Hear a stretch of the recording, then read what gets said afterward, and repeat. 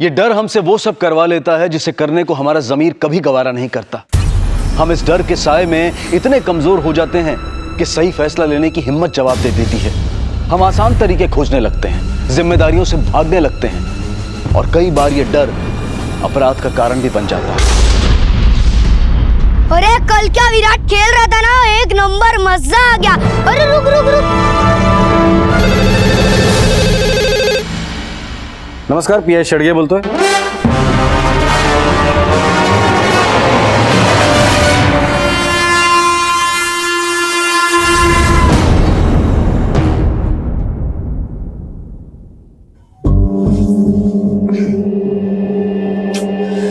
पायल, उठ, सुबह हो गई।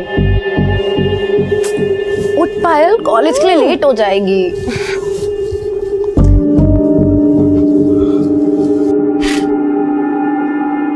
पायल, उठ।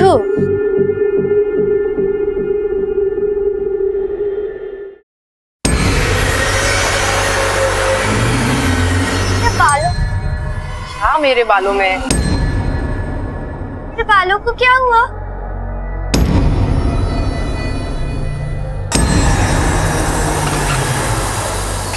आई ये बस काय झालं? और कपड़ों पर भी कोई निशान नहीं है। बॉडी जिस तरह से गिरी है, लगता है चलती ट्रेन से उसे फेंक दिया गया है। अगर बच्चा गिर गया होता तो इस तरह से चद्दर में लपेटा नहीं गया होता। सर, कहीं ऐसा तो नहीं कि इसे और किसी जगह पर मार कर यहाँ बाद में फेंक दिया गया हो? मुझे नहीं लगता। जख्मों को देखकर तो ऐसा ही लगता है कि उसे चलती ट्रेन से ही फेंक दिया गया है।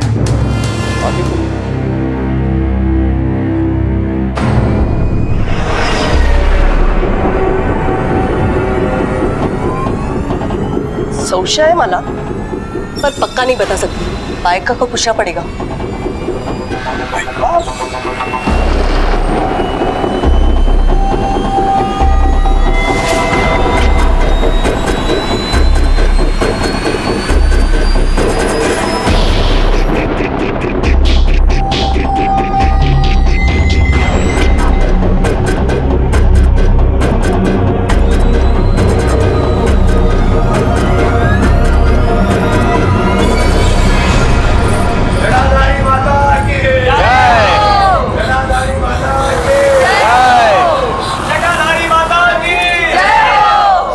जटाधारी माता की। माता, गलती हो गई माता, गलती हो गई। भरोसा नहीं था ना मुझ पे तुझे? क्यों आए यहाँ पे? आपकी बार जो मैंने बोला है, मेरी बात मानना, कल्याण होगा। जटाधारी माता की। जटाधारी माता की। जटाधारी माता की। जटाधारी माता की। दक्षिणा ठेव दे, जा जा जा।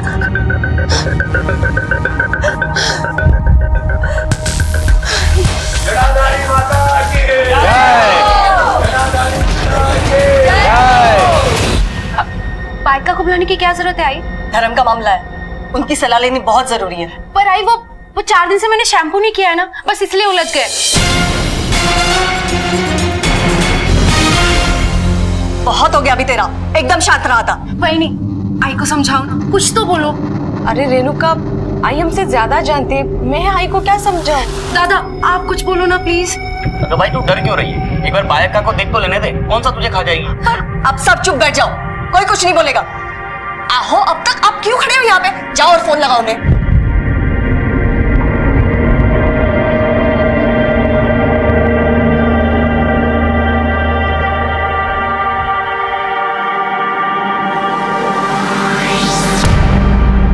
सर, जिस लड़की की लाश हमें खालापुर के रेलवे पटरियों पर मिली है, उस लड़के की फोटो हमारे नेटवर्क में सर्कुलेट करो और खालापुर के आसपास जितने भी गांव है वहां भी उस लड़के के बारे में पूछताछ करो।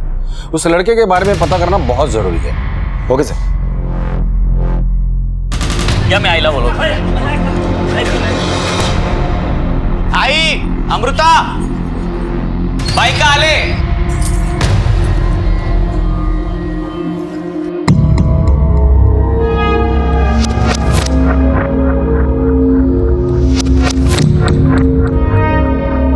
ये तो जटाधारी है, साक्षात देवी माँ का रूप। अरे आप लोगों को तो खुश होना चाहिए, साक्षात देवी माँ आपके घर आई है। सुन भाई, जाओ हल्दी कुमकुम लेकर। हो आंटी। आई हल्दी कुमकुम क्यों? तो बस बायक का जो बोल रही है हमें वही करना होगा। चुप एकदम, जो ये बुरा मान जाएगी तब कमा। आंटी हल्दी कृपा संध्या तुमसे ये सब नहीं लगवाना मुझे। नहीं लग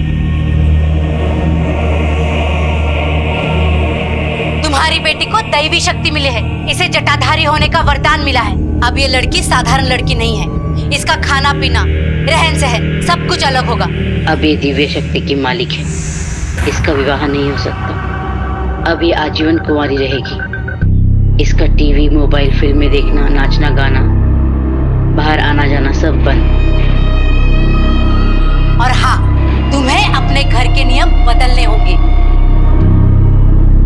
शरीर धो लेना, पर जटा गीली नहीं होनी चाहिए। आज से तुम्हारे देवी शक्ति का जन्म हुआ है, अब तुम पूरे दुनिया का उद्धार करोगी। जय हो जटाधारी, जय हो, जय हो। मैं कोई देवी देवी नहीं हूँ, और मैं क्यों किसी के लिए नियम बदलूं? तो साधारण लड़की नहीं है। एक पेड़ पे दो फूल उगते हैं, एक गजरे में जाता है और दूसरा देवी माँ के चरणों में अर्पण होता है। तू वही फूल है। और हाँ, अपनी जटा की रक्षा करना। अगर इसके साथ कोई खिलवाड़ हुआ ना, तो पूरे परिवार का विनाश हो जाएगा। विनाश। जटा प्रथा एक ऐसी प्रथा है जो अब कुप्रथा का रूप धारण कर चुकी है, जिसने आधुनिक और सभ्य कहलाने वाले समाज पर एक सवालिया निशान लगा दिया है। ये प्रथा दक्षिण पश्चिमी महाराष्ट्र और उत्तरी कर्नाटका की प्रथा है। महिलाओं के बालों के कुछ उलझे हुए अंश पनपते हैं, जिससे उनके बाल जटिल हो जाते हैं, लेकिन उन्हें दिव्य शक्तियों का नाम दे दिया जाता है और आगे चलकर उस महिला को साधारण जिंदगी जीने के सभी उसूलों से वंचित कर दिया जाता है।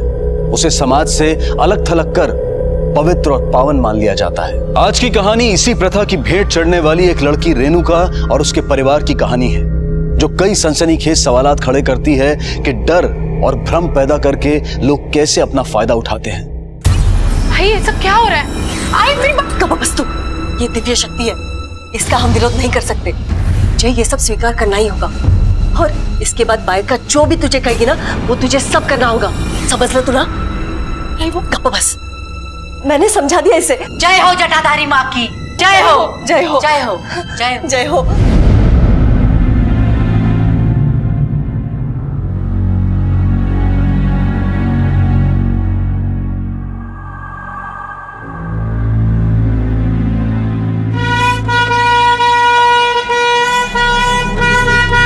अरे सुनाई नहीं देता तुझे? ओए हॉर्न मारो, दिमाग नहीं है तुझमें? साइड हट।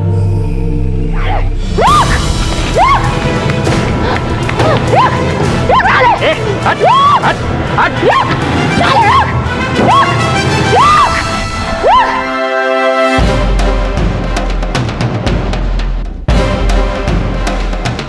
जटाधारी माता की जय हो। अब ये मेरी तरह तैयार हो चुकी है जग का कल्याण करने के लिए। अगले हफ्ते पूर्णमासी के दिन इसका परिवर्तन विधि होगा। आइए आप लोग आशीर्वाद लीजिए। जटाधारी माता की जय हो।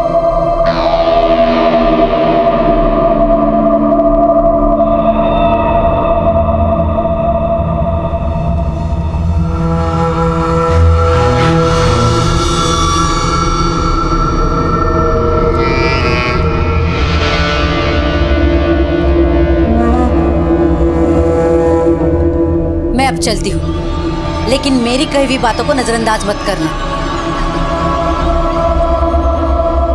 बाबा, बाबा देखो ना, ये चटा कैसे आई मुझे नहीं पता। हाई को समझाओ ना, ये क्या कर रही है? बेटा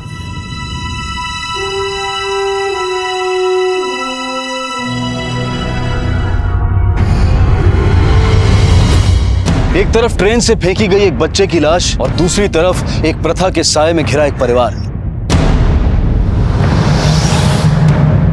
ऊपर से सीधा साधा दिखने वाला ये केस आगे चलकर बहुत भयानक मोड़ लेने वाला था।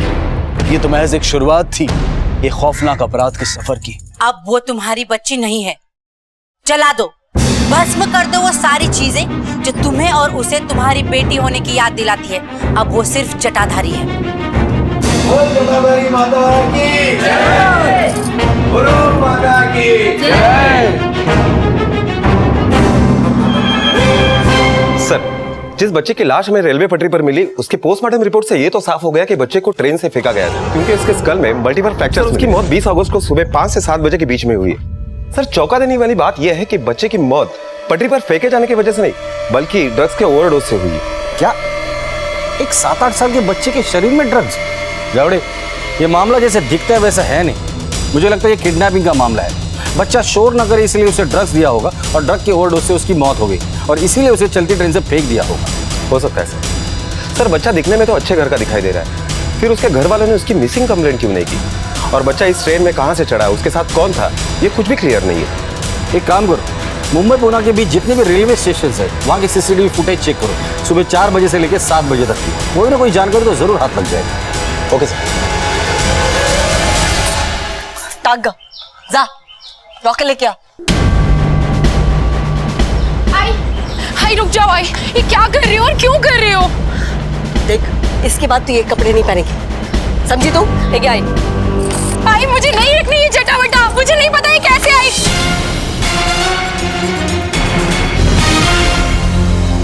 ये मेरा फेवरेट है, प्लीज इसे तो मत जलाओ कम से कम। कोई फेवरेट नहीं, इसके बाद कुछ नहीं पहनेगी तू। पर आई, मैं नहीं समझाती क्यों नहीं हो? दादा आप कुछ बोलो ना प्लीज। अगर आई इन सब की क्या जरूरत है? ओ, तुम्हें गप्पा बसा। आई जो कर रही है ना सही कर रही है। आई घर के भलाई के लिए कर रही है। आई जाओ कपड़े तुम्ही। आई प्लीज मत करो ना। आई प्लीज तू जाके पीछे खड़ी। आई पर सुनो, यहाँ से तू हिलेगी नहीं, समझी तू?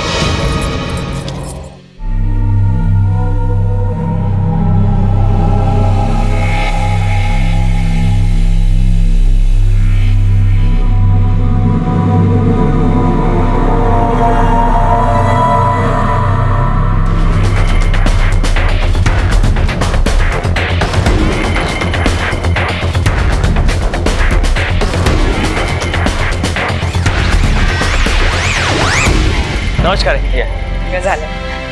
या नमस्कार नमस्कार. बसा. बसा बसा. थोड़ी देर में पूजा होने वाली है, फिर आप देवी के दर्शन ले लेना. हाँ?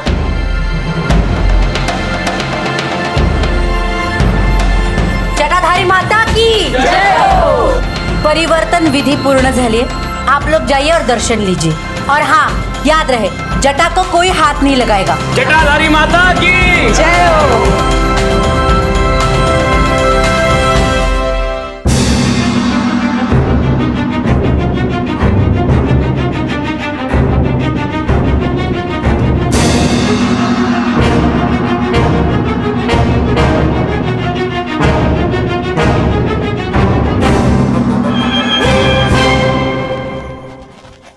आई बाबा, आई सुनो ना, मुझे यहाँ से बाहर जाने दो ना.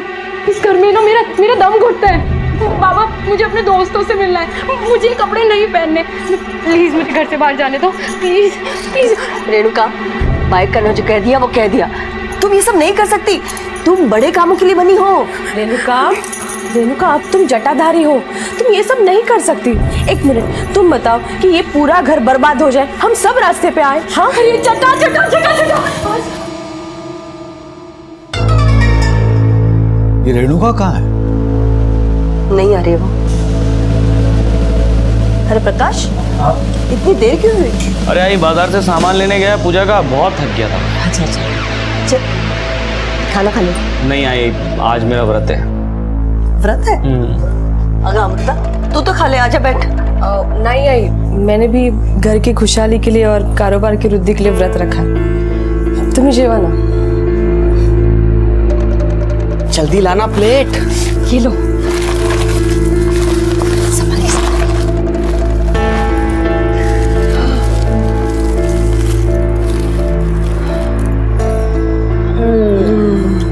घास फूस का सात्विक आहार तो मेरे पेट में प्रहार मचा देता. Cold drink. सच में वो घास फूस वाला खाना खा के ना मेरे मुंह का तो मजा ही मर गया था. तुम्हें पता है, मैंने वो चाइनीज वाले काथा को भी बोल दिया है कि फूलों के साथ साथ रोज पार्सल भेज दिया अगर, वो भी फ्री. हाँ, क्योंकि वो भी माता का भक्त है ना.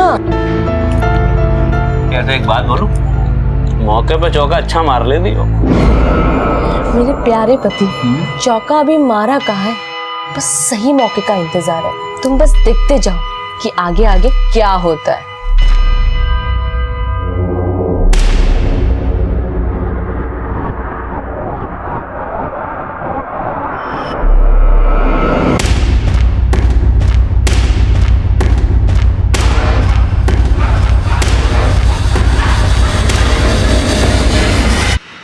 रेणुका काय करतेस? बाल धोने जा रही थी क्या? नहीं वही नहीं, वो मुंह धोने जा रही थी। अभी थोड़ी देर पहले तो तूने मुंह धोया। वही नहीं, मौसम देखो ना, इतनी गर्मी हो रही है, इसीलिए आप कहती हो तो थोड़ी देर में कर लेती हूँ। ठीक है, मैं जाती हूँ। जा।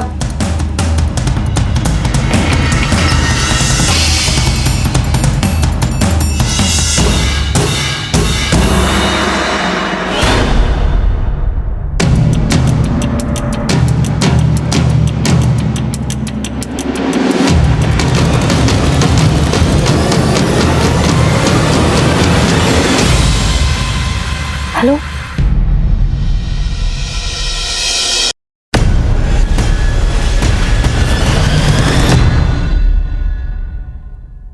जटा की प्रथा रेणुका के लिए एक बड़ी उलझन बन गई थी। उसके घर वाले भी इस प्रथा में विश्वास कर रहे थे, इसलिए उसके पास कोई चारा नहीं रह गया था सिवाय इसके कि वो इसे बर्दाश्त करे। गुजरते वक्त के साथ उसकी हिम्मत भी जवाब देती जा रही थी। उसके अपने भी इस प्रथा की आड़ में अपना उल्लू सीधा कर रहे थे। मैं देखती हूँ।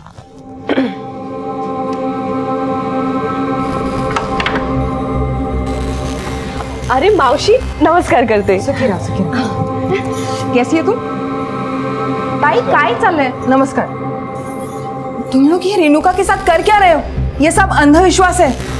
अब ये लड़की साधारण लड़की नहीं है, इसका खाना पीना रहन सहन सब कुछ अलग होगा। मनीषा, माना कि तू मेरी दूर की बहन है और रेणुका की मौसी, लेकिन हमारे घर में घुसने की कोशिश मत कर। खबरदार जो हमारे घर पे किसी भी मामले में बोला तो दूर की रिश्तेदार है ना, तो दूर की ही रहना। हम तेरे पार्लर के मामले में कुछ भी बोलते हैं क्या?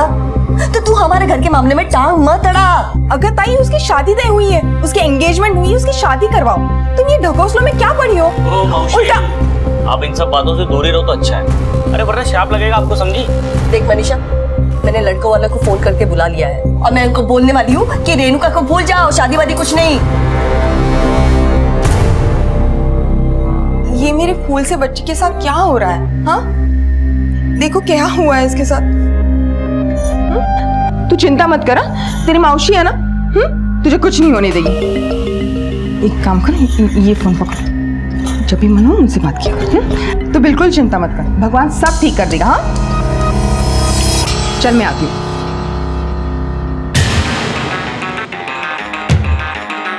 सर, दादर रेलवे स्टेशन के सीसीटीवी फुटेज से हमने ये फोटो निकाली और इस फोटो में साफ साफ दिखाई दे रहा है कि ये लड़का एक औरत के साथ है और ये दोनों मुंबई से पुणे जाने वाली ट्रेन में S4 बोगी में चढ़े थे। जावड़े, उस रूट पर जितने भी स्टेशन है वहां पे ये फोटो सर्कुलेट करो और इसे अखबार में भी छाप दो। लोगों से अपील करो कि वो हमारी मदद करें। कोई ना कोई तो आगे जरूर आएगा। Okay sir.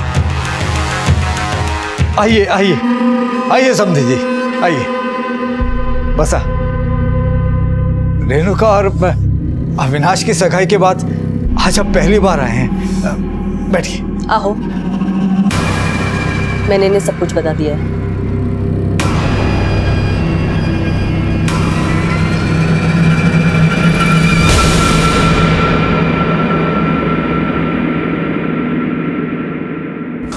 एक बात बताऊं, बहुत खूबसूरत हो।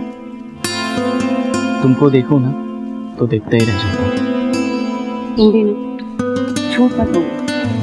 अरे नहीं, सच्ची में, तुम्हारी कसम।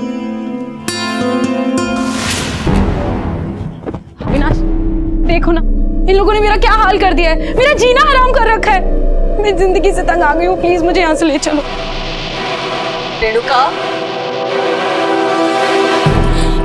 जटाधारी माता की जय हो। जय हो। भाई साहब चलते हैं। अविनाश आजा। अविनाश, ये क्या कर रहे हो? अविनाश सुनो, अविनाश।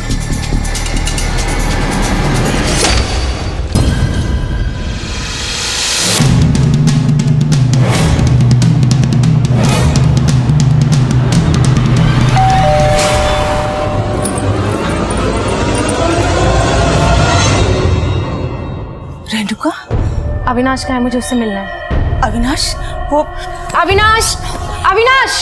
अगर तू यहाँ क्यों आई? रेणुका, तुम? अविनाश, मुझे तुमसे अभी बात करनी है। ठीक है, हम लोग अंदर चल के बात करते हैं।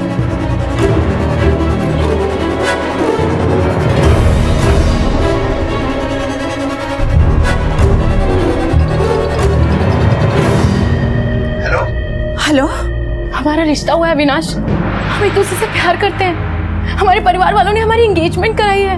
की थी, लेकिन अब सब कुछ बदल गया है रेणुका। कुछ नहीं बदला अविनाश, तुम बदल गए हो। ना फोन करते हो, ना मिलने आते हो, और ऐसे ऐसे नजरें चुराते हो बस। देखो, मेरे आई बाबा ने मुझे तुमसे दूर रहने के लिए कहा है। समझो रेणुका, अब तुम पहले वाली रेणुका नहीं रही, जटाधारी हो गई हो। अविनाश, तुम औरों की तरह हो गए हो, कायर हो गए हो, डरपोक। रेणुका,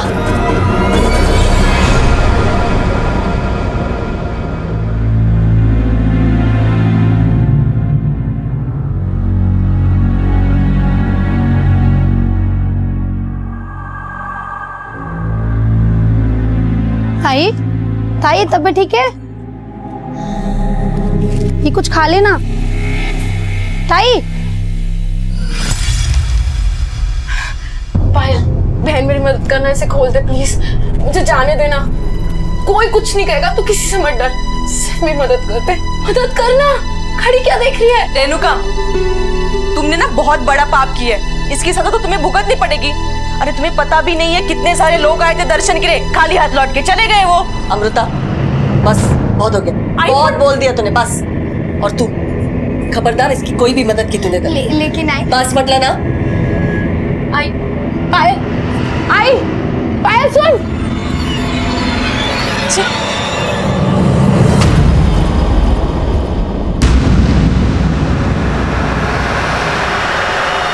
हेलो, हाँ यहाँ सब कुछ ठीक है।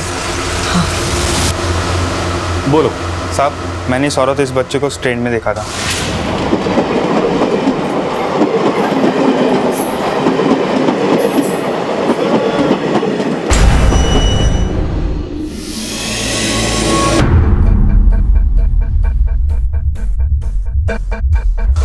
तुम्हें पक्का यकीन है यही औरत थी? जी सर। कुछ कहा इसने कि वो कहाँ जा रही है? नहीं सर, वो एकदम खोई सी थी। तुमने कहाँ तक देखा था उसे? सर, जब मैं कल्याण उतरा तब तक तो अपनी सीट पे ही बैठी हुई थी। अच्छा एक बात बताओ, शक्ल से वो बच्चे चुराने वाली लग रही थी? नहीं सर, वो बच्चा तो उसे आई कह रहा था, वो माँ थी उसकी। उनके साथ और कोई था? नहीं sir. Thank you very much, जरूरत पड़ेगी तो दोबारा बुला लूंगा। जी सर। जब एक बात समझ में नहीं आ रही, अगर ये औरत उस बच्चे की माँ है तो फिर बच्चे को चद्दर में लपेटकर फेंका किसने? और इतना बड़ा हादसा होने के बाद भी इस औरत ने पुलिस कंप्लेंट क्यों नहीं की? चलो मान लेते कि इसी ने अपने बच्चे को मारा होगा, लेकिन एक माँ अपने बच्चे को क्यों मारेगी? सर, ये भी हो सकता है कि किसी ने बच्चा चुराया हो या किसी के साथ उनकी छीना छुट्टी हुई हो और उसी में यह हादसा हुआ हो, और बाद में किसी की धमकी से या डर से उस औरत ने पुलिस कंप्लेंट ना की हो। या ये भी हो सकता है कि उस औरत के साथ भी कोई हादसा हुआ हो। एक काम करो, कल्याण से लेके खालापुर एक्सीडेंट स्पॉट और उसके आगे के सारे स्टेशन के सीसीटीवी फुटेज निकालो, पता तो चले यह औरत कहाँ उतरी थी। Okay sir.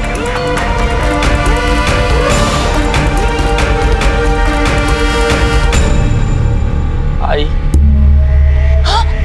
अरे प्रकाश, काय झालं तुला? अरे बाप रे, अगं अमृता, पायल, अमृता लवकर ये. अरे देवा, काय झालं? मेरी बाइक फिसल गई. अरे देवा रे. चलो. अगं अमृता थांबा आई. रेणुका, झाला? जिसका डर था वही हुआ. बग अपनी जिद की वजह से क्या हुआ है. ये एक चेतावनी थी. तुमने देवी माँ का और उनके जट्टा का अपमान किया है. देखो परिणाम तुम्हारे सामने है. अरे अपने भाई के जान की दुश्मन बन चुकी हो तुम. भगवान न करे कुछ और हो जाए तो कौन जिम्मेदार लेगा? तू जबाबदारी घेणारच त्याची. सोडा, चलाओ बघा.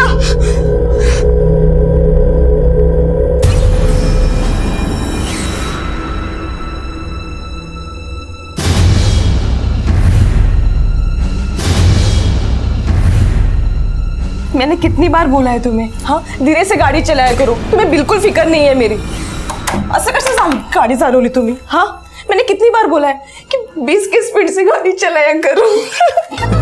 अरे चो, अरे तू देखना, ये देख.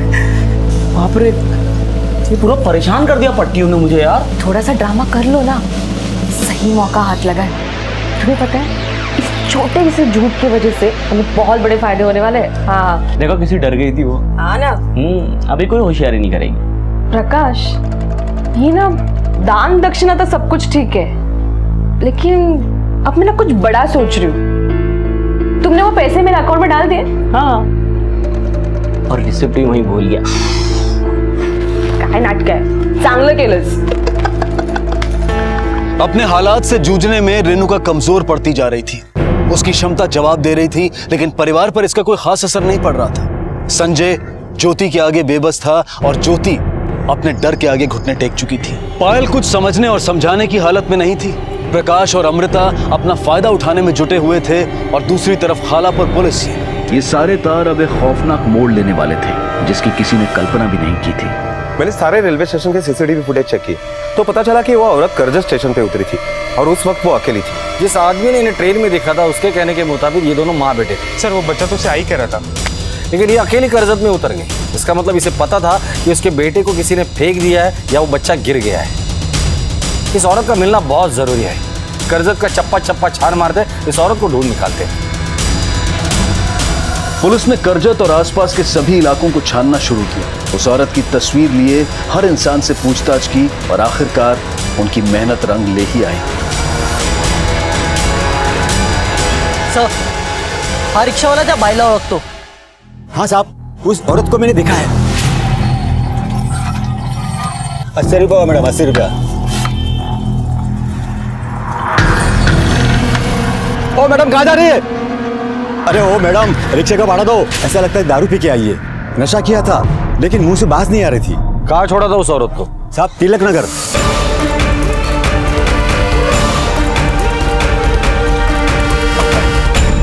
साहब उस दिन यहाँ लाके उसको मैंने छोड़ा था, उसके बाद आगे पता नहीं कहाँ चले गए वो। अगर उस औरत के बारे में कुछ भी पता चले तो हमें इस नंबर पर फोन करना। जी साहब। अच्छा जाओ। इस औरत को जानते हैं? सर ये तो सुनीता है, आगे वाली गली में दिनकर राव जी के यहाँ भाड़े से रहती सर। हो साहब ये मेरा ही घर है। सुनीता यही रहती थी, कुछ दिन पहले आई थी। कब आई थी, तारीख याद है? सर 20 अगस्त ला ली। वो साहब यही है सुनीता और उसका बेटा प्रतीक। सुनीता आप कहाँ रहती है? मला नहीं माहिती। घर मालिक हो? घर की डुप्लीकेट चाबी तो होगी तुम्हारे पास? है ना साहब। बोलो। या सर। तलाशी लो घर की। Okay sir. ये सुनीता है, ये प्रतीक है। ये कौन है?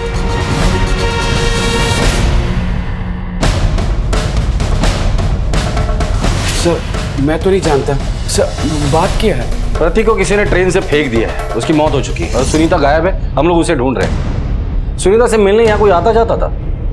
सर वो कुछ दिन पहले यहाँ से सब कुछ छोड़कर पुणे के आसपास रहने के लिए चली गई थी। अब थोड़े दिन पहले वापस आई थी। उसका पति कहाँ है? सर पहले तो दोनों साथ में यही रहते थे, अब वो करजत में रहता है, वामन कराटकर। और सर दोनों में बनती नहीं थी। मेरी बात क्या कर रही है? पागल हो गई क्या? बाऊ देखने दो। बाऊ तुम्हें आत्मा देवा। अरे प्रतिज्ञा तो देख। निकलो निकलो, कपड़ा उतारने का बहुत शौक चढ़ा है। निकलो निकलो यहाँ से। सर सुनीता ने अपने पति को मार मार के भगा तो दिया, पर उसको डर था सर कि वो एक दिन आकर प्रतीक को लेकर जाएगा। उसका एड्रेस है तुम्हारे पास? हो है ना साहब। राहुल एड्रेस ले लेना और ये सारे फोटोग्राफ्स कस्टडी में ले लो। Okay sir. सर कहीं ऐसा तो नहीं कि सुनीता के पति का ही कांड हो? बच्चे को लेकर ट्रेन में कुछ हाथापाई हुई होगी और उसमें बच्चे को कुछ हो गया होगा और बाद में उन्होंने बच्चे को चद्दर में लपेट कर फेंक दिया होगा। उसके पति से बात कर।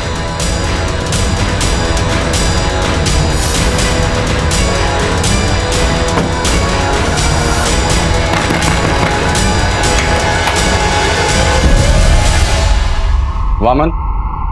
हो साहब। इनको जानते हो?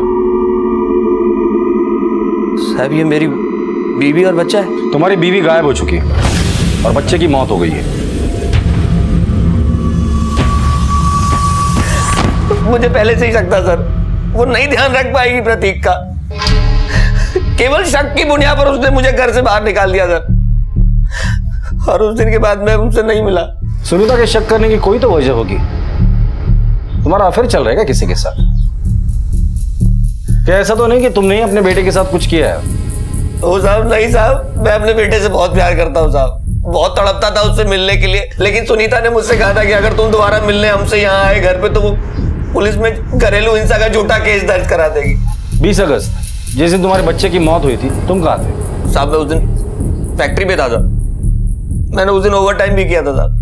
मेरा बच्चा मुझसे बात करने के लिए तड़पता था, लेकिन सुनीता उसको फोन भी नहीं करने देना चाहती थी। लेकिन मेरा बेटा फिर भी कहीं ना कहीं से फोन, किसी का फोन लेके कर ही लेता था। कुछ दिन पहले सुनीता पूना गई थी अपनी किसी सहेली के पास रहने के लिए, वहीं से प्रतीक ने मुझे फोन किया सर। हाँ प्रतीक। हेलो बाबा। हाँ, हम लोग यहाँ पुणे में एक आंटी के साथ रहते हैं। प्रतीक तुम हो कैसे ये तो बताओ, मैं आता हूँ तुमसे मिलने पुणे में। बाबा लगता है कोई आ गया है, मैं आपको बाद में फोन करता हूँ। अगर आई को पता चल गया तो मैं आपसे कभी बात नहीं कर पाऊंगा। वो नंबर हमें दे दो। साहब इस नंबर से दोबारा फोन नहीं आया साहब, ये नंबर है साहब। इसे जानते हो?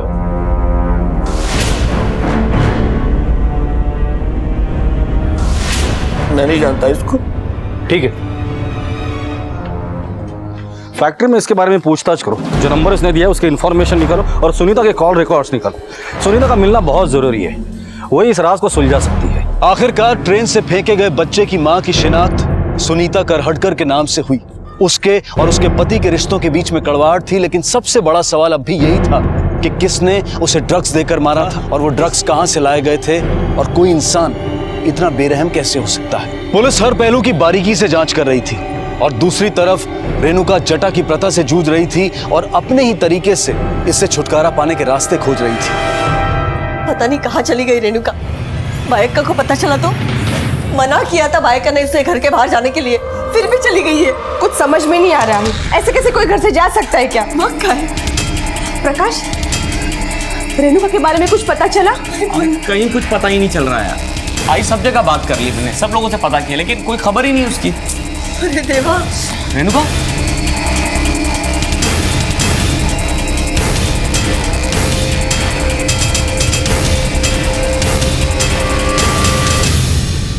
आई सब जगह बात कर ली मैंने, सब लोगों से पता किया, लेकिन कोई खबर ही नहीं उसकी। अरे देवा। रेणुका? कहाँ चली गई तू? मना किया था ना तुझे घर से बाहर निकलने के लिए। अरे तू जटाधारी है, इसका नहीं का तुला? बाइका को पता चला तो मना किया था ना बाइका ने तुझे सब करने के लिए।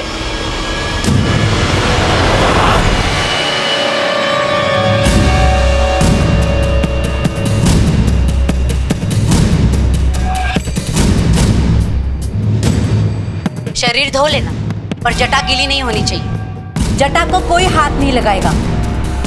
ये क्या करके आई तू? तेरी बाल, तेरी जटा है। हाँ तो देवी ना, माफ करना। अरे देवा रे, आई ये तो बहुत बड़ा अनर्थ हो गया। क्या किया इसने?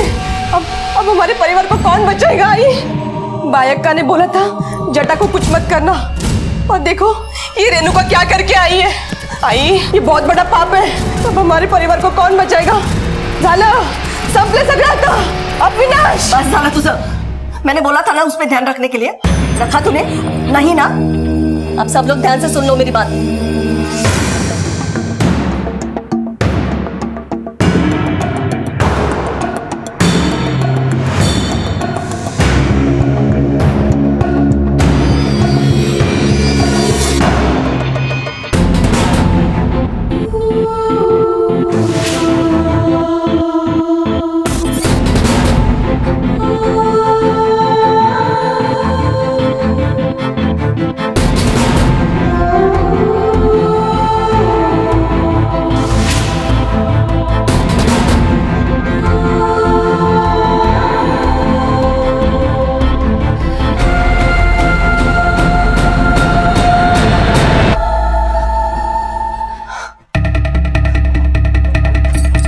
प्रकाश, हाँ? रेणुकाला पाहिलंस? नहीं।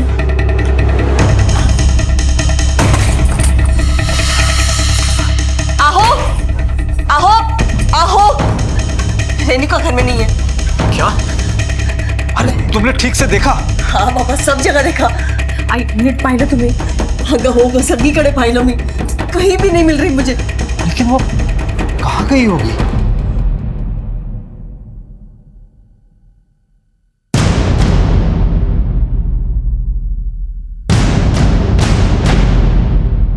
आओ, घबराओ मत, आओ बैठो। तुम्हारा नाम क्या है? पायल अभिनवे। क्या हुआ, इतनी डरी हुई क्यों? सर मेरी बहन। क्या हुआ बहन को? देखो घबराओ मत, खुल के बोलो। सर मेरी रेणुका ताई गायब है। रेणुका ताई को जटा आई थी। जटा? इसी वजह से सबने उसकी पूजा करना शुरू कर दिया, मगर उसे ये सब अच्छा नहीं लगता था। 2 दिन पहले उसने अपने बाल भी कटा लिए थे, इसीलिए घर वालों ने उसे घर के एक कमरे में बंद कर दिया। वो क्यों? सर उनका मानना है कि ताई जटाधारी है और इसी वजह से उस पर इतनी सारी पाबंदियां लगा दी। अच्छा, तुम्हारे आई बाबा नहीं आए? सर उनका मानना है कि ताई ने जटा और देवी माँ का अपमान किया है, इसीलिए उसे ढूंढने की कोई ज़रूरत नहीं है। उसने जो किया उसके कारण हमारे घर में संकट आ सकता था। अच्छा हुआ वो खुद ही भाग गई। हाँ, ये अच्छा हुआ वो भाग गई, क्योंकि अब जो भी संकट आना उसी पर आएगा। सब उसी का तो किया धरा है। तुम्हारी बहन की कोई फोटो वगैरह? हाँ सर, ये लीजिए। सर प्लीज़ मेरी ताई को ढूंढ दीजिए ना सर, प्लीज़। लेकिन उससे पहले हमें तुम्हारे आई बाबा से मिलना पड़ेगा। ठीक है सर, लेकिन प्लीज़ आप उन्हें ये मत बताइएगा कि मैंने ही आपको आके खबर दी है। सर ये सुनीता के पति वामन ने जो नंबर हमें दिया है वो किसी मनीषा वानखेड़े के नाम पर रजिस्टर्ड है, और ये मनीषा खालापुर में ही रहती है। खास बात तो ये है सर कि ये नंबर अभी बंद आ रहा है। एड्रेस है उसका? हाँ सर। चलो।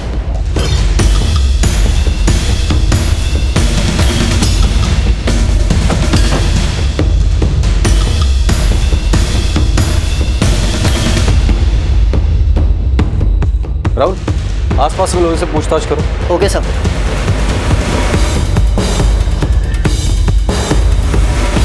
सर दरवाजा खिड़कियां तो बंद है। पीछे जाके चेक करो, ये और भी एंट्रेंस है क्या? Okay sir.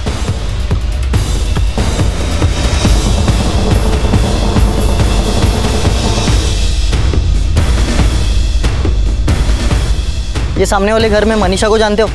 अरे सर, 2 दिन से मनीषा जी घर पे नहीं आई हैं। वो कभी भी ऐसा 1-2 दिन के लिए चली जाती हैं। इन दोनों में से किसी को जानते हो? हाँ सर, इन्हें जानता हूँ। सर पीछे दरवाजा तो है लेकिन वो भी बंद है। सर ये आदमी यहीं पास में रहता है। इसका कहना है इसने सुनीता को देखा है। बोलो। साहब मैं सामने वाले घर में काम करता हूँ। ये औरत 3-4 महीने से मनीषा जी के साथ में रहती थी। अभी कुछ दिन पहले की तो बात ही है साहब।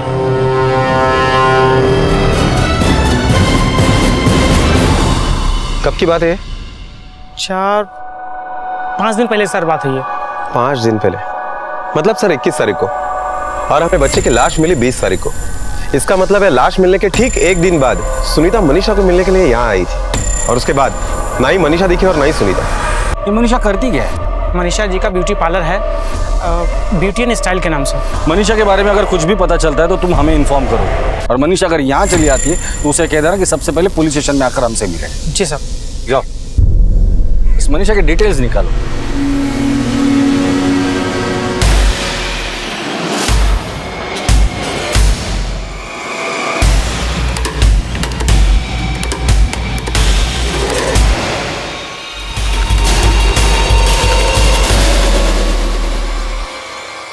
ऊपर से साधारण सा दिखने वाला ये केस अब बेहद खौफनाक मरहले में आ गया था।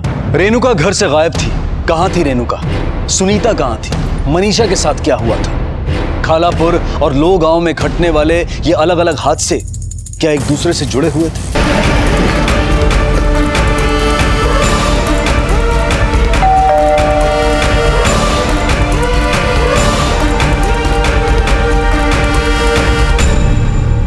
आपकी बेटी रेणुका घर से गायब है।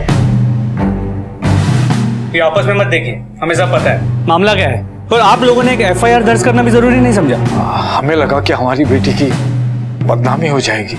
और ये जटा का क्या मामला है? सर वो तो हमारी देवी है, हम तो उसे पूछते हैं। आपको क्या लगता है रेणुका कहाँ गई होगी? किससे कांटेक्ट किया होगा? और उसका करीबी दोस्त कौन है? सर वैसे तो उसके ज्यादा दोस्त नहीं है, पर होना वो अपने मंगेतर अविनाश के घर गई होगी। या फिर हमारी दूर के रिश्तेदार मनीषा वानकड़े उसके पास जा सकती है। रेणुका का मोबाइल नंबर दीजिए। मोबाइल तो नहीं है। कमाल है, आज के ज़माने में मोबाइल नहीं है। ठीक है, अविनाश और मनीषा का एड्रेस दीजिए हमें।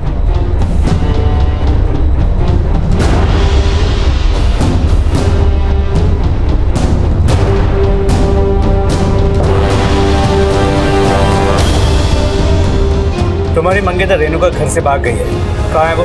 सर मुझे कैसे पता होगा वो कहाँ पर है? कैसे पता होगा मतलब? तुम्हें उसकी जरा भी परवाह नहीं है? नहीं मतलब सर, हमारी सगाई हुई थी, शादी भी होने वाली थी, लेकिन जटा आने के बाद सब कुछ बदल गया। अब वो कहाँ है मुझे नहीं पता। आखिरी बार कब मिले थे? बस यही कुछ दिन पहले वो मेरे घर मुझसे मिलने आई थी। उसके बाद उससे कोई मुलाकात नहीं हुई। अगर हमें बाद में पता चलता है कि तुम हमसे कुछ छुपा रहे थे, बहुत महंगा पड़ेगा तुम्हें। क्यों गई थी तू पुलिस के पास? किसके कहने पे गई थी? क्यों मार रही हो इसे? जो इसने किया है ना, वो हमें बहुत पहले करना चाहिए था। रेणुका ताई को जटा नहीं थी, वो बनवाई गई थी।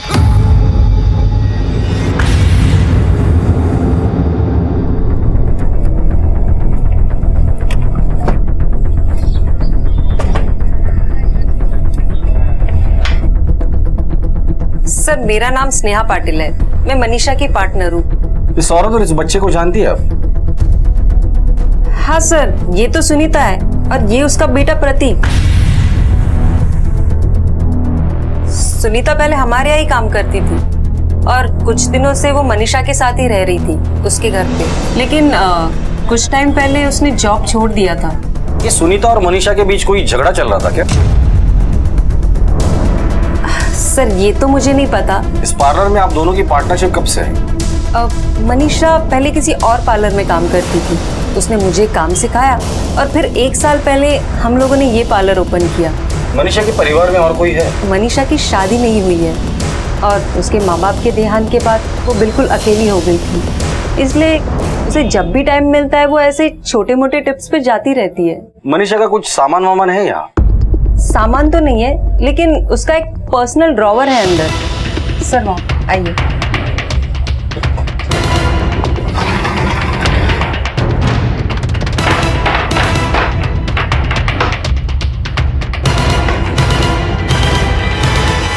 सर, ये 2 सिरिंज और नीडल्स मिली है, यूज की हुई।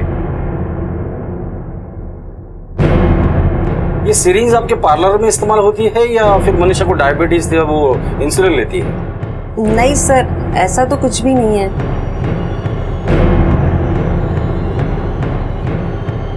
सुनीता के बेटे के शरीर में हमें ड्रग के ट्रेसेस मिले और मनीषा के ड्रॉवर में सिरिंज। बच्चे की मौत पटरी पर फेंके जाने की वजह से नहीं, बल्कि ड्रग्स के ओवरडोज से हुई है। तो ये मामला ड्रग्स से रिलेटेड तो नहीं हो सकता कि ड्रग्स से रिलेटेड कुछ मामला हो और इन दोनों के बीच झगड़ा हो और उसी के बीच कोई हादसा हो। इस सीरीज को फॉरेंसिक के लिए भेज दो।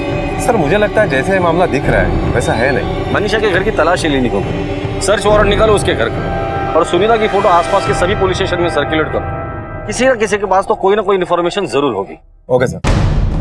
सर मनीषा के घर का सर्च वारंट आ गया है। वेरी गुड, चलो। Excuse me sir.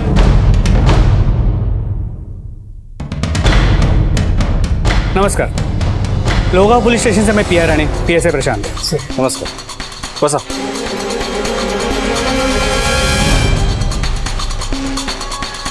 बोला, कसं काय घेणं गेलं? हमारे यहाँ पे एक रेणुका अबनावे नाम की लड़की का मिसिंग केस चल रहा है, हम उसी सिलसिले में यहाँ। हाँ जी, फोटो।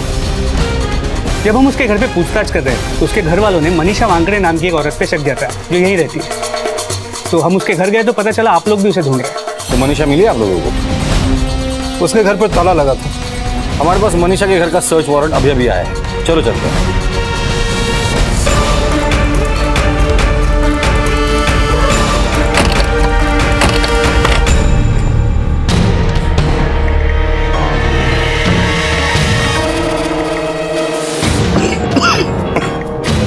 घर की अच्छे से तलाशी लो।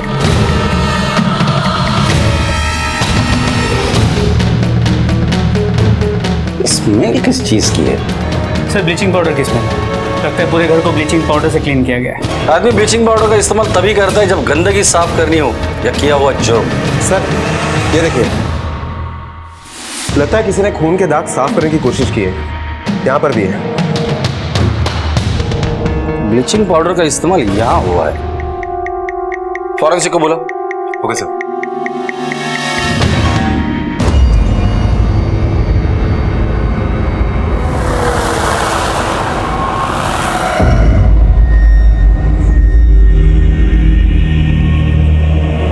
पायल, पायल नाश्ता तैयार है, जल्दी से आजा। पायल, इतनी देर लगा रही है लड़की। पायल, पायल, कब से बुला रही है ना मैं तुझे। क्या कर रही है तू? मैं आ रही थी। हाँ, बाबा भी रेणुका को ढूंढने गए, अब तक नहीं आए। पुलिस का भी फोन आया था, उन्हें भी कोई सुराग नहीं मिला। अब आ रही है तो नाश्ता करने? हाँ, आप चलो, मैं आ रही हूँ।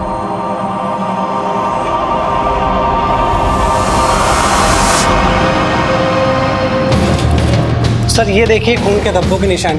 सर ऐसे निशान पूरे घर में हैं। ऐसा लगता है सर घर में किसी ने खून के धब्बों के निशान मिटाए हैं। ये खून किसका हो सकता है? मनीषा का या सुनीता का?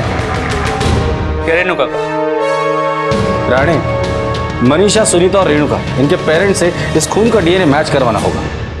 ये सब मेरी गलती है। मैंने रेणुका ताई के बालों में छटा बनाई थी। कोई छटा वटा नहीं थी। मैंने किया है सब। क्या? ये सब तूने किया? क्यों किया ये सब? बोल। मैं भी अविनाश को पसंद करती थी और मैंने सुना था कि जिनके जटा होती है वो लोग शादी नहीं कर सकते, इसीलिए मैंने जटा बनाई।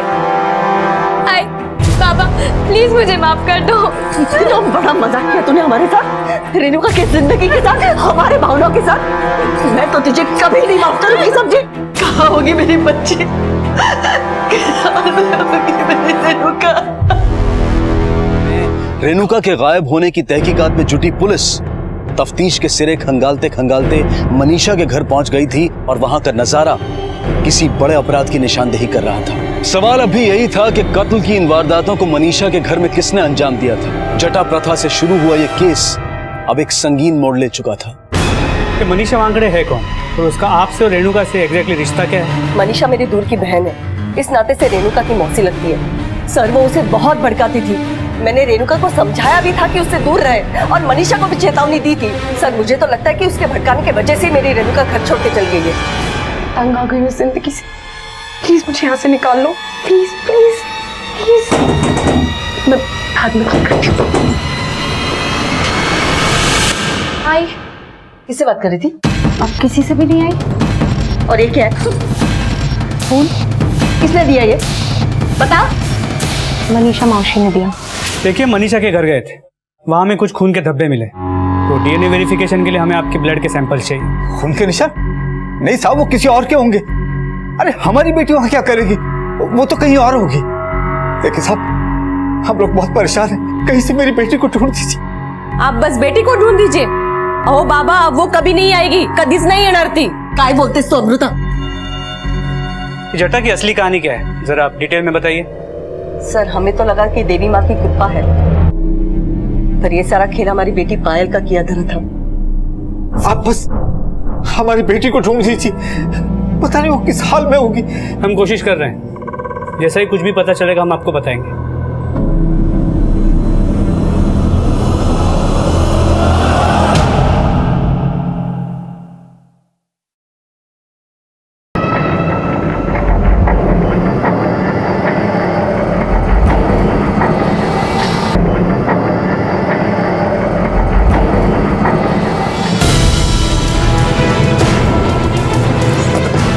साहब, साहब इधर।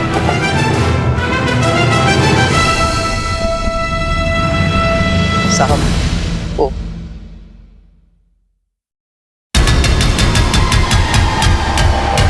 जावड़े उगड़। तो लगता है बॉडी को सूटकेस में भरने के लिए हाथ पैर काटे गए हैं। कोई आइडेंटिफिकेशन मिलता है क्या? देखो। नहीं सर, बॉडी पे कोई आइडेंटिफिकेशन नहीं है। बॉडी की हालत देख के लग रहा है कि मौत 4-5 दिन पहले हुई है। सर बॉडी के साथ गहने भी है, इसका मतलब है चोरी करने का इंटेंशन नहीं था, मर्डर करने का इंटेंशन था। और चेहरा भी पहचान में नहीं आ रहा। और सर सूटकेस भी नया लग रहा है। सूटकेस में बॉडी है, इसका मतलब मर्डर कहीं और हुआ है, सूटकेस को यहाँ डंप किया गया है। एम्बुलेंस को फोन करो और बॉडी को पोस्टमार्टम के लिए भेज दो। हमारे पास जो मिसिंग कंप्लेंट की लिस्ट है उससे इस बॉडी की डिस्क्रिप्शन मैच करो।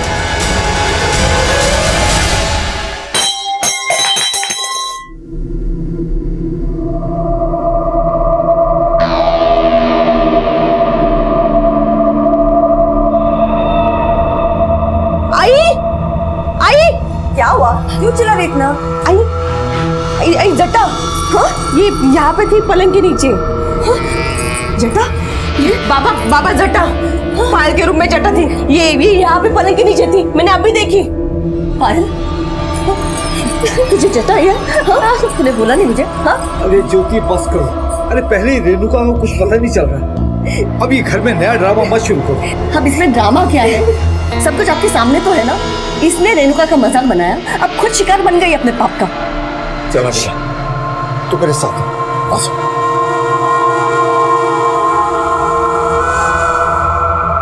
आई, मुझे ना बहुत डर लग रहा है, कहीं पायल की वजह से हमारे घर का विनाश ना हो जाए। आई, बायक्का को बुलाना पड़ेगा।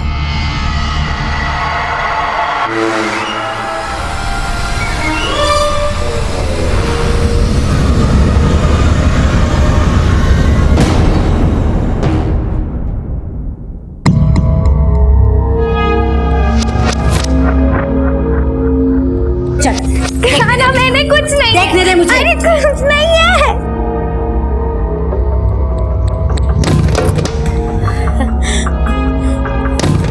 अरे इसकी तो जटा आई है।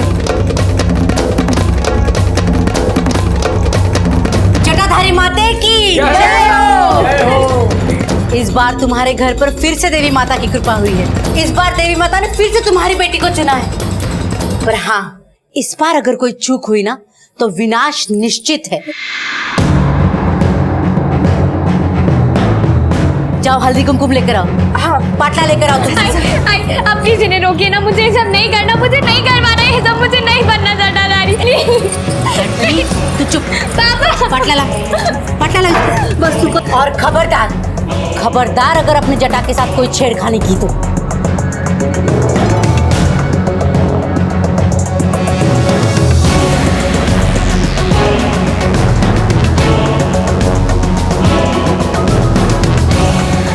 ऐसा कहते हैं कि हमारे पाप और हमारे बुरे कर्म कभी ना कभी लौट कर आते ही हैं, और यही हुआ था पायल के साथ। घर में होने वाले इस प्रथा के ड्रामे को हवा देने वाले प्रकाश और अमृता का इन सब से क्या लेना देना था? पुलिस सिरे तलाश रही थी। सर, जो लाश हमें सूटकेस में मिली थी उसकी पोस्टमार्टम रिपोर्ट आ गई है। हैरान कर देने वाली बात तो यह है सर कि इस लाश में भी वही ड्रग्स पाए गए जो खालापुर के पास रेलवे पटरियों पर बच्चे की लाश मिली थी उसमें पाए गए थे। बच्चे की मौत पटरी पर फेंके जाने की वजह से नहीं बल्कि ड्रग्स के ओवरडोज से हुई। इसका मतलब इन दोनों मर्डर्स के बीच कोई ना कोई कनेक्शन जरूर है। कल जो हमें लाश मिली थी वो सुनीता की भी हो सकती है या मनीषा की भी। एक काम करो, सुनीता के पति वामन और मनीषा के पार्टनर स्नेहा को शिनाख्त के लिए बुलाकर लेकर आओ। पता तो चले ये लाश है किसकी। Okay sir.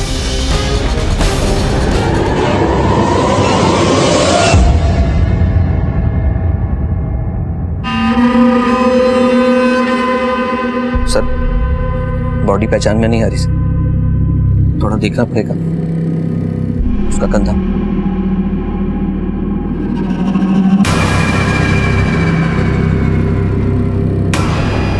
नहीं सर, ये सुनीता नहीं। सुनीता के दाहिने कंधे पे तिल था। सर, ये क्या कर रहे हो? तेल गिन रहा हूं तुम्हारे, मगर इस बॉडी के नहीं।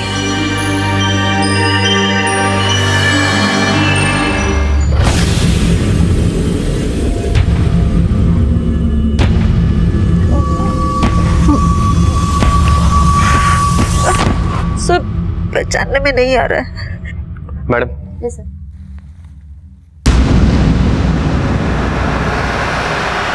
ये सामान हमें बॉडी के साथ मिला, इसे पहचानती हो? ये मनीषा का ही है। मनीषा। सुनीता के बेटे प्रतीक के बॉडी में हमें ड्रग्स मिला था और वही ड्रग्स हमें मनीषा के पार्लर में भी मिला था। सुनीता और मनीषा के बीच झगड़ा हुआ तो क्या सुनीता और मनीषा ये लोग ड्रग्स में इन्वॉल्व थे? सर, कहीं ऐसा तो नहीं कि सुनीता ने ही मनीषा को मारा और इसीलिए वो गायब हो गई हो? इस मनीषा ने रेणुका की फैमिली के अगेंस्ट जाके रेणुका की हेल्प की थी। जटा के अंधविश्वास को रौंदा, रेणुका के अंदर बगावत भर दी। तुम लोग ये रेणुका के साथ कर क्या रहे हो? ये सब अंधविश्वास है। तो हो सकता है कि रेणुका के फैमिली वालों ने मनीषा को मारा हो या मरवाया हो, और इसी डर से रेणुका भी घर से भाग गई। सबसे पहले हमें सुनीता को ढूंढना है। सुनीता की तस्वीर हर पुलिस स्टेशन और खबरों को सर्कुलेट करो। एक बात समझ में नहीं आ रही, मनीषा ड्रग्स में इन्वॉल्व है या नहीं, ये बात उसकी पार्टनर स्नेहा को जरूर पता होगी, पर उसने वो बात हमसे छुपाई क्यों?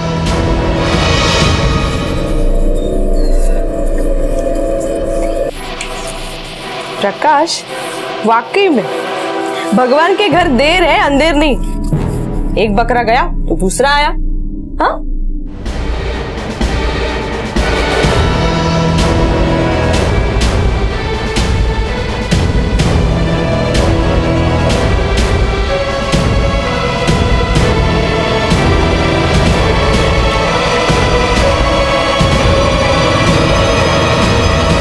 स्नेहा, मनीषा के ड्रॉवर में जो सीरीज मिली थी उसमें ड्रग्स था, और वही ड्रग्स सुनीता के बच्चे के बॉडी में भी था। क्या तुम्हें पता था कि मनीषा ड्रग्स लेती है? देखो स्नेहा, मनीषा का मर्डर हुआ है और हम लोग मर्डर की इन्वेस्टिगेशन कर रहे हैं। सच सच बताओ, अगर झूठ बोलोगी तो तुम भी फंस सकती हो। हाँ सर, मनीषा ड्रग्स लेती थी। तो फिर पहले हमसे झूठ क्यों बोला था? सर क्योंकि मैं उसकी बदनामी नहीं करना चाहती थी, और फिर मुझे लगा कि उसने ये सब कुछ छोड़ दिया होगा। इससे पहले भी इस आदत को लेकर हमारे बीच बहस हो चुकी है। सुनीता और मनीषा दोनों ही इस आदत के शिकार थे।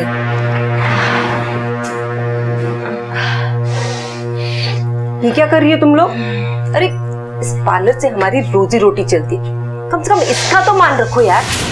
उसके बाद मनीषा ने ड्रग्स लेना छोड़ दिया था, लेकिन सुनीता खुद को रोक न सकी। हमने उसे लाख समझाया, लेकिन फिर भी इस आदत को लेकर मनीषा और उसके बीच में बहस हो गई और सुनीता घर छोड़ के चली गई। ये लोग ड्रग्स लाते कहाँ से थे? ये तो मुझे नहीं पता, लेकिन हाँ, एक नाम है जो उनकी जबान पर बार बार आता था, जीयू। शायद कोई सीक्रेट क्लब है।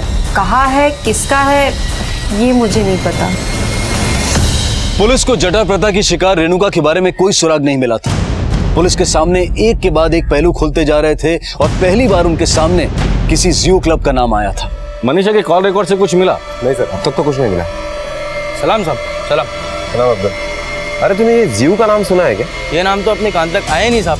तुम्हारे जितने भी जानने वाले सबको जियो के बारे में बता दो। ये जियो के बारे में हमें जल्द से जल्द इन्फॉर्मेशन चाहिए। ये जियो एक क्लब है या क्लब चलाने वाले का कोड, उसके बारे में भी पता करो। मामला बड़ा है और इनाम भी उतना ही बड़ा होगा। और हाँ, इन दोनों के बारे में हमें इन्फॉर्मेशन चाहिए। ठीक है साहब।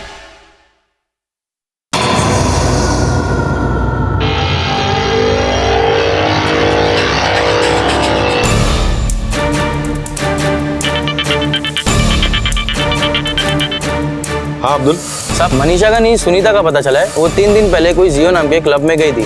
मैं आपको एड्रेस मैसेज करता हूँ। ओके अब्दुल।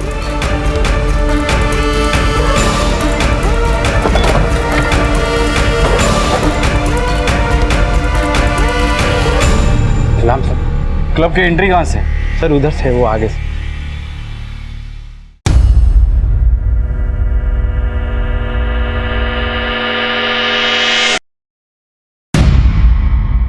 किसे फोन लगा रहे हो? नहीं साहब, वो इन्फॉर्म कर रहे हो? नहीं साहब। फोन रख, नजर रखो इस पर, किसी को फोन लगाने मत देना। Okay sir.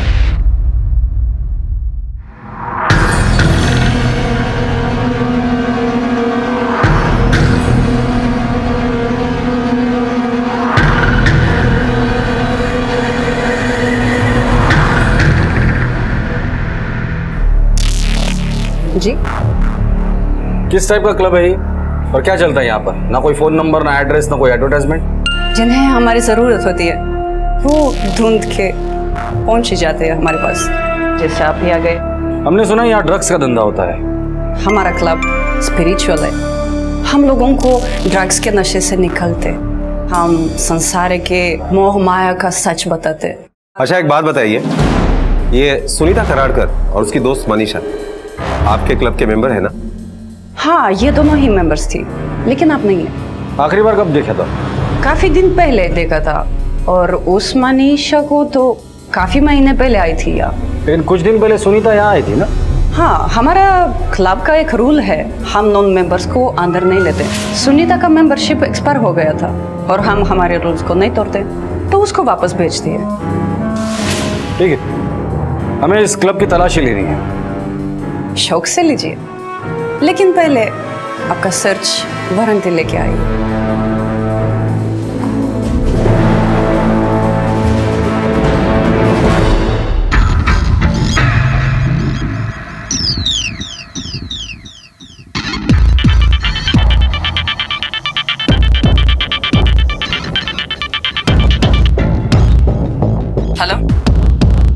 सर्च वारंट निकालो इस क्लब का।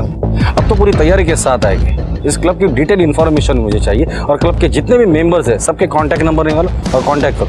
किसी न किसी के पास तो कोई ना कोई इन्फॉर्मेशन जरूर होगी और रेणुका के गायब होने की तार अगर इसी जगह से जुड़ी है तो उसकी इन्फॉर्मेशन भी यहीं से मिलेगी। भाई मेरे लिए भी बचाओ यार। अरे बचेगा ना, तुम्हारे लिए भी बचेगा। माहौल बनाना बना रहा होगी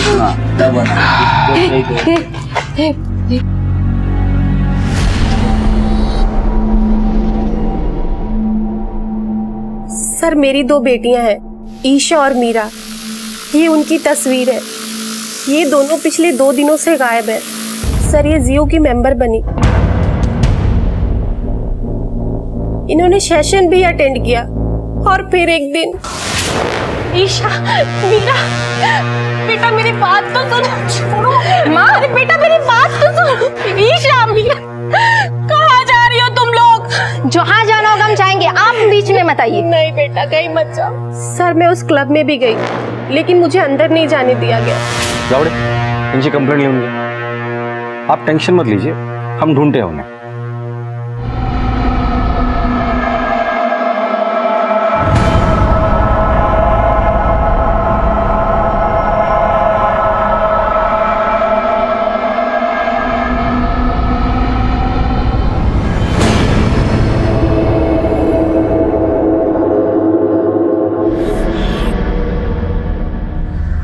लगता है आपको बुखार है, आराम की जरूरत है। आओ तुम खोली में आराम करो, आओ।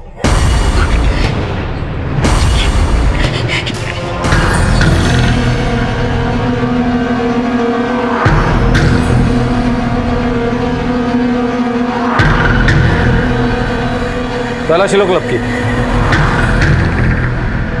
आप लोग अपनी साधना में बने रहिए। इंस्पेक्टर साहब, आप ऐसे तलाशी नहीं ले सकते। सर्च वारंट देखने का बहुत शौक है ना आपको? ये लीजिए, तलाशी लो क्लब की।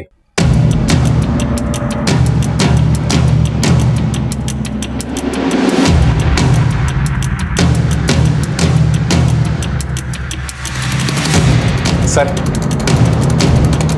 ड्रग्स जैसा कुछ भी नहीं मिला, लेकिन ये 2 लड़कियां मिली है नशे की हालत में। तो ईशा और मायरा है। इन्हें हॉस्पिटल लेके जाओ और इनके घर वालों को इन्फॉर्म करो। Okay sir. लड़कियां ड्रग्स के नशे में है, अब क्या कहना है? देखिए इंस्पेक्टर साहब, क्लब के बाहर लोग क्या करते हैं वो तो मुझे नहीं पता। हमारे यहाँ पर हम किसी को ड्रग्स नहीं देते। आपको ड्रग्स मिला क्या? हमने इन बालिकाओं के सोने के लिए कमरे खोले थे क्योंकि इन्हें चक्कर आ रहे थे। हम उनकी मदद कर रहे थे। रही बात ड्रग्स की, तो जब उनको होश आएगा तो आप स्वयं उनसे बात कर लेना। हमें इन्फॉर्म किए बगैर शहर छोड़कर जाने की गलती भी मत करना। सर, ये दोनों लड़कियां अभी भी यही बयान दे रही है कि उन्हें क्लब में ड्रग्स नहीं दिए गए। मुझे लगता है कि इन दोनों का ब्रेन वॉश किया गया। फिर भी उस क्लब पे नजर रखो। सुनीता का कुछ पता चला? नहीं सर, लेकिन हम अभी भी कोशिश कर रहे हैं। कोशिश नहीं, मुझे रिजल्ट चाहिए। Okay sir. इतनी जल्दी क्या होती है तुझे? ये टिफिन तो ले जा। Bye bye bye. देख मेरा प्रतीक, प्रतीक, प्रतीक, प्रतीक, प्रतीक, मेरा बेटा, प्रतीक, मेरा छोटा सा बच्चा है ना।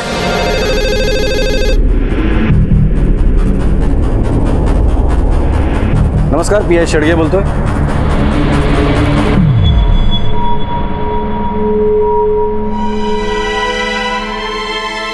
इस औरत की बड़ी शिद्दत से हमें तलाश थी, ये यहाँ कैसे आ गई? कुछ लोग इसे एडमिट करके गए थे। ये औरत ड्रग्स की भारी ओवरडोज की शिकार है। अभी ये कोई बयान देने की कंडीशन में नहीं है, लेकिन इसका बयान लेना हमारे लिए बहुत जरूरी है। जैसे इसे होश आ जाए आप हमें इन्फॉर्म कीजिए। जी।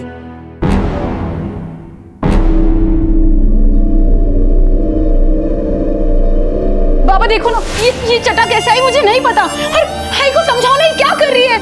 हताश मत हो, देख कोई ना कोई रास्ता जरूर निकलेगा। बाबा मुझे मुक्ति चाहिए, मुझे जाने दो।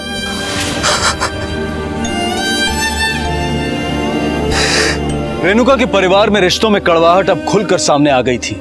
रेणुका की जटा से फायदा उठाने वाले उसके भाई और भाभी अमृता और प्रकाश अब पायल का फायदा उठा रहे थे। संजय ज्योति के आगे बेबस था, लेकिन रेणुका की याद उसके दिल से एक पल के लिए भी नहीं निकली थी। एक हंसते खेलते परिवार को एक प्रथा के अजगर ने निगल लिया था, और अब जो आगे होने वाला था वो इस परिवार पर बिजली गिरने से कम नहीं था।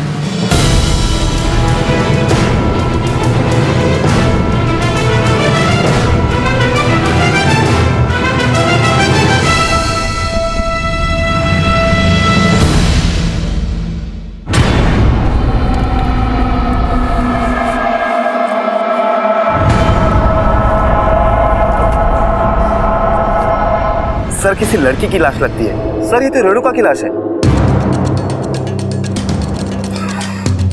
आसपास देखो कुछ मिलता है क्या, और बॉडी को पोस्टमार्टम के लिए भेज दो। Okay sir. मनीषा और रेणुका का मर्डर एक ही तरीके से किया गया है। बॉडी के टुकड़े किए गए ताकि सूटकेस में भर के जंगल में डंप किया जाए। और एक बात, दोनों मर्डर केसेस में सूटकेस एक ही तरह का इस्तेमाल हुआ है, कलर साइज सब कुछ सेम। सर मनीषा और रेणुका का दूर का रिश्ता था, लेकिन मेरी एक बात समझ में नहीं आ रही है कि इनको मारेगा कौन और क्यों। और वैसे मुझे लगता है कि ये किसी एक आदमी का काम नहीं है।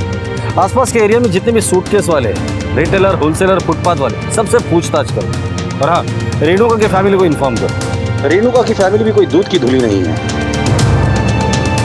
Okay sir.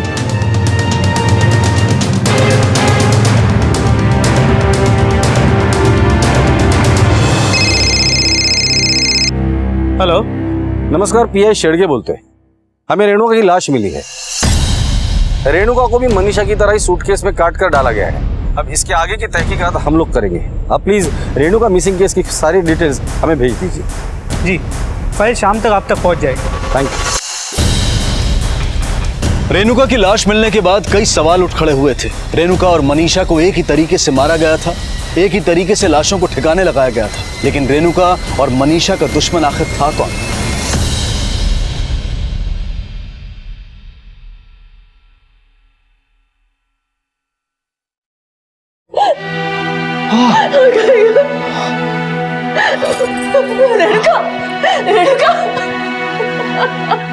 रेणुका मला माफ करा। उठना मारा, उठना एकदम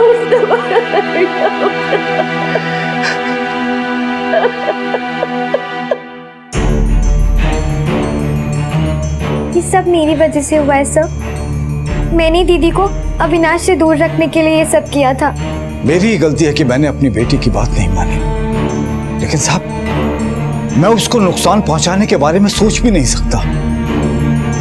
लेकिन हाँ, इस सब में मैंने चुप रहकर उसके साथ बहुत बड़ा अन्याय किया है। मैंने अपनी श्रद्धा और आस्था उस पर लाद दी, पर उसे कभी ठीक से समझा नहीं पाई। काश रेणुका समझ जाती तो ऐसा होता ही नहीं सर। रेणुका की मौत मेरे लालच की वजह से हुई है सर। हमें पैसे मिलने लगे थे और लोग पैर पकड़ पकड़ के पैसे देके जाते थे। मैं स्वार्थी हो गया था सर। नहीं साहब, मैंने रेणुका को नहीं मारा, भला मैं उसे क्यों मारूंगी? मुझे उसके मौत से नहीं, उसकी जिंदगी से फायदा था। कैसे माँ बाप है आप? कोई भी बच्चा अपने माँ बाप के साथ अपने आप को महफूज समझता है, लेकिन वही माँ बाप अंधविश्वास और गलत मान्यताओं में आकर उसकी बलि चढ़ाए तो दोष उस बच्चे या समाज का नहीं, बल्कि उसके माँ बाप का होता है। सर हॉस्पिटल से फोन आया था।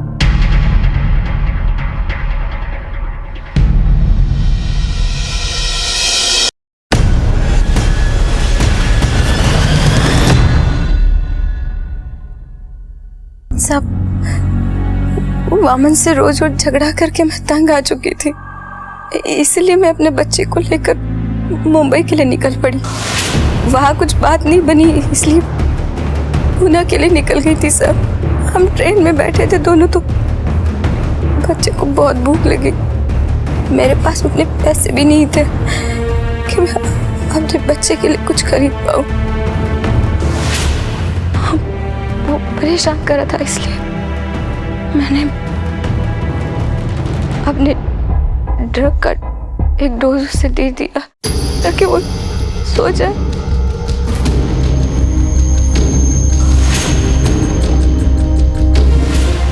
कुछ समझ में नहीं आ रहा था साहब मुझे तो। मौका देख के मैंने अपने बच्चे को चादर में लपेट लिया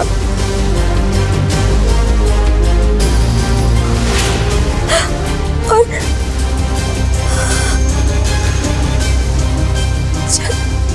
चलती ट्रेन से मुझे बाहर फेंक दिया।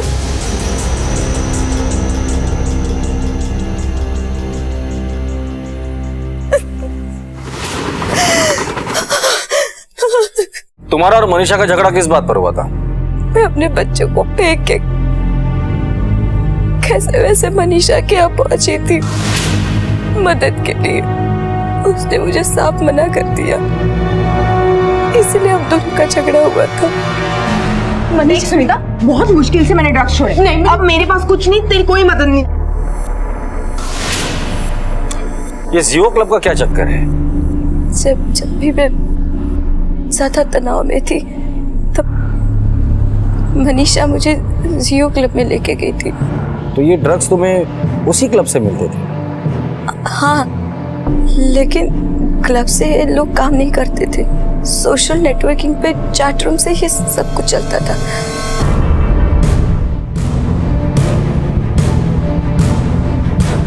ए चलो उठो, सत्संग खत्म हो गया, चलो लेके जाओ इसको। पर हुआ क्या सर? सुनीता के हाथ आते ही जियो क्लब का पर्दाफाश हो गया। ये क्लब सोशल नेटवर्किंग के जरिए अपनी दुकान चलाते हैं, नौजवानों को नशे की लत में धकेलते हैं, उनका शोषण करते हैं और उन्हें अपने इतने विश्वास में ले लेते हैं कि कोई ना तो उनके बारे में बुरा बोलता है और ना ही किसी से कुछ कहता है। अब पुलिस ने रेणुका और मनीषा के हत्यारों तक पहुंचने के लिए उनसे जुड़े हर एक इंसान के कॉल रिकॉर्ड्स और मोबाइल लोकेशन की जांच शुरू की। जिन सूटकेसेस में लाशों को भरकर फेंका गया था, उन सूटकेसेस की एक एक दुकान पर दस्तक दी और आखिरकार उनकी मेहनत रंग लाई। हाँ साहब, यही है वो।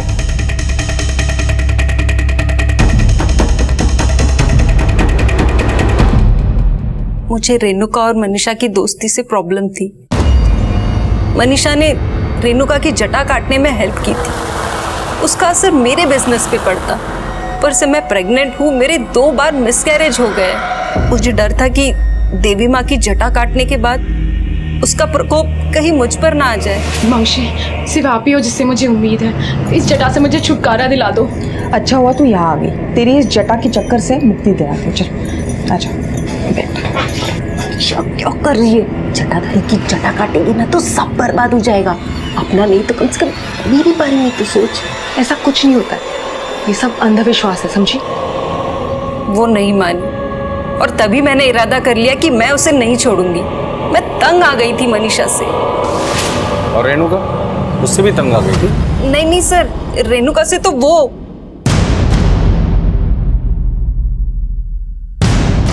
नहीं सर, मैं झूठ नहीं बोल रहा हूँ। हमारी सगाई हुई थी, शादी भी होने वाली थी। भला मैं रेणुका को क्यों मारूंगा? क्यों मारा यही तो तुम्हें बताना है। कहाँ मारा था, कैसे मारा था, ये हमें भी पता है। ये देख, ये कागजी पुर्जे है। स्नेहा से तेरी बातचीत हुई थी, मैसेजेस, सब कुछ रिकॉर्ड है हमारे पास। और एक बात, तेरे क्राइम पार्टनर स्नेहा ने अपना मुंह खोल दिया है। अब तेरे पास 2 ऑप्शन है, चुपचाप मुंह खोल दे या मार खा के मुंह खोल दे। बताता हूँ सर। रेणुका मुझे ब्लैकमेल कर रही थी सर। एक दिन उसने मुझे पार्लर पे बुलाया था। अविनाश, तुम्हें क्या लगता है तुम इतनी जल्दी मुझसे ऐसे पल्ला झाड़ लोगे? और मैं कुछ नहीं बोलूंगी। मैं ना पुलिस में कंप्लेन करूंगी कि तुमने ना मुझे शादी के झांसे में फंसा के यूं प्रेग्नेंट करके छोड़ दिया। लेकिन रेणुका, तुम जटाधारी हो, मैं तुमसे शादी कैसे कर सकता हूँ? सोचो लोग क्या कहेंगे। मेरे आई बाबा, हमारे घर की इज्जत सब मिट्टी में मिल जाएगी। तुमको पूरा गांव देवी माँ की तरह पूछता है, सब विनाश हो जाएगा। अविनाश, ऐसा कुछ नहीं होगा। अरे ये जटा बटा कुछ सच नहीं है। देखो रेणुका, मेरी मानो तो तुम बच्चा गिरा दो। अविनाश, तुम ये मत समझो कि ये अकेली है। अरे इसके माँ बाप इसके साथ नहीं दे रहे, मगर मैं इसका साथ दूंगी, समझे? मैं करवाती हूँ तुम्हारी शादी। ये तुम्हारे बच्चे की माँ बनने वाली है। और रही जटा की बात, तो जो होगा देखा जाएगा। तो बिल्कुल टेंशन मत ले, हम सब ठीक हो जाएगा। तभी मैंने और स्नेहा ने मिलकर प्लान बना लिया था। हमने रेणुका को मनीषा के घर बुलाया। बैठो।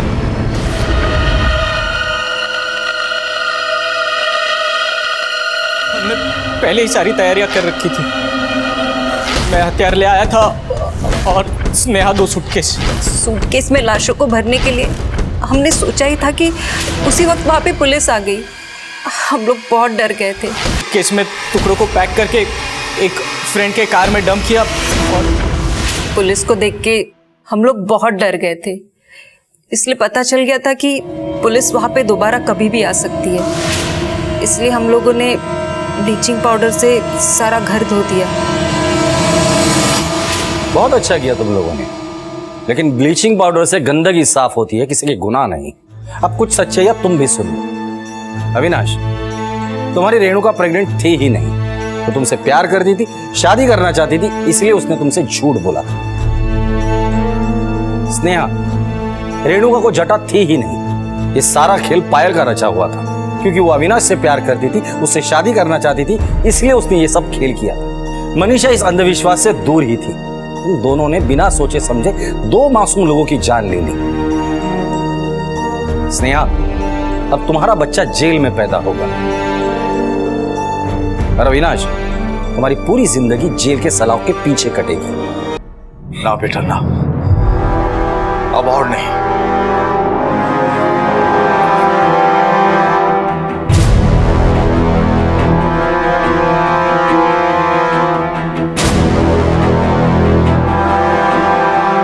डर के कारण 3 जानें चली गई, लेकिन देर से ही सही पर संजय ने अपने डर का सामना किया और पायल की जान बच गई। जटा प्रथा ने रेणुका को मजबूर कर दिया था कि वो इससे छुटकारा पाने के लिए कोई हल निकाले, लेकिन जो हल उसने निकाला वो उसे मौत के मुंह में ले गया, जबकि हकीकत में ऐसा कुछ हुआ ही नहीं था। जब इंसान की सोच कमजोर हो जाती है तो उसकी श्रद्धा को अंधश्रद्धा में बदलते देर नहीं लगती। ज्योति के साथ यही हुआ था, लेकिन प्रकाश और अमृता को इस जटा प्रथा का कभी डर नहीं था, इसलिए उन्होंने रेणुका से भी फायदा उठाया और पायल से भी। प्रथाएं वक्त के साथ बदलकर घातक और कठोर हो जाती हैं और इसका फायदा उठाने वाले लोग किसी भी हद तक जा सकते हैं। याद रखें, हमारी आस्था और हमारी श्रद्धा हमारे प्रेम को दर्शाए, ना कि हमारे डर को। इसी विचार के साथ अब मैं अनूप सोनी आपसे विदा लेता हूं। फिर मुलाकात होगी अगले एपिसोड में एक और चौंका देने वाले केस के साथ। तब तक अपना और अपने परिवार का ख्याल रखें और देखते रहें क्राइम पेट्रोल डायल 100। सबक एक को सीख हम सबको। जय हिंद। क्राइम पेट्रोल के और भी दिलचस्प कहानी देखने के लिए हमारे चैनल को सब्सक्राइब करें और बेल आइकॉन दबाना न भूलें।